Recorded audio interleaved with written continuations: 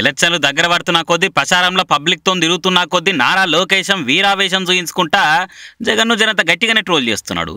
నిన్న Jagan manifesto release చేసుకుంటా మాట్లాడేటప్పుడు బ్యాండేజ్ కాని రాకపోయే వరకలా ప్రజల ట్రోలింగ్ దెబ్బకు బ్యాండేజీ మాయం, జూమ్ చేసి చూస్తే దెబ్బ మటుమాయం, #కోడికత్తి కమలాసన్ అని అనుకుంటా ఎక్స్లో రాసి ఎక్కిరిచ్చిండు. ఇక ఇలా నీరుకొండ కాడ రచ్చబండ మీటింగ్ పెట్టుకొని ఆడ కూడా అరుచుకున్నాడు. అది ఏం రాయో ఏమో కానీ క్రికెట్ బాల్ లెక్క జగన్కు దాకి పక్కనున్న లీడర్లకు దాకి కింద పడి మాయమైంది. కట్ చేస్తే బ్యాండేజే లేదు. ఇప్పుడు ఆ యాక్టింగ్కి ఆస్కార్ ఇయ్యాలే. రాజమౌళితో నేను ఫోన్లో మాట్లాడతా అనుకుంటా ఇగో ఇట్లా సెటర్లు వేసిండు. ఒకప్పుడు మంగళగిరి అనరాక ఆయన పొలిటికల్ కెరీర్కే మంగళం పాడుకుండాని మస్తుగా ట్రోల్ చేశారు కదా లోకేష్ను. మరి మామూలుగా మాట్లాడేదానికన్నా మనం కూడా ట్రోల్ చేస్తేనే ఎఫెక్ట్ ఎక్కువ ఉంటుంది, సోషల్ మీడియాలో చెడ తిరుగుతుంది అనుకున్నా ఏమో కానీ ఎలక్షన్ నోటిఫికేషన్ వచ్చిన కాంచి ఒకటే మ్యూజిక్. మరి లోకేష్ సెటైర్లకు పంకపార్టీ లీడర్లు ఏమని వంకలు పెట్టుకుంటూ మాట్లాడతారో చూడాలిగా.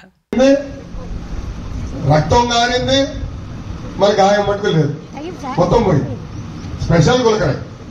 క్రికెట్ బాల్ లాగా ఇక్కడ తగిలి పక్కన తగిలి అంత 10 మంది తగులుతూ వెళ్ళింది గులకరాయి. నిజంగానే జగన్మోహన్ రెడ్డి గారికి భాస్కర్ అవార్డు లేదన్నారు. ఆస్కర్ కన్నా భాస్కర్ అవార్డులు ఇస్తే అద్భుతమైన నటుడి కింద ఆయనకి అవార్డు ఇవ్వచ్చు. వాస్తవం ఈయనకి చెప్పాలి, రాజమౌళి గారు చెప్పాలి.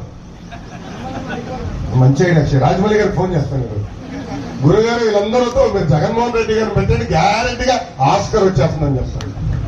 అంత అద్భుతంగా నటిస్తున్నారు తను.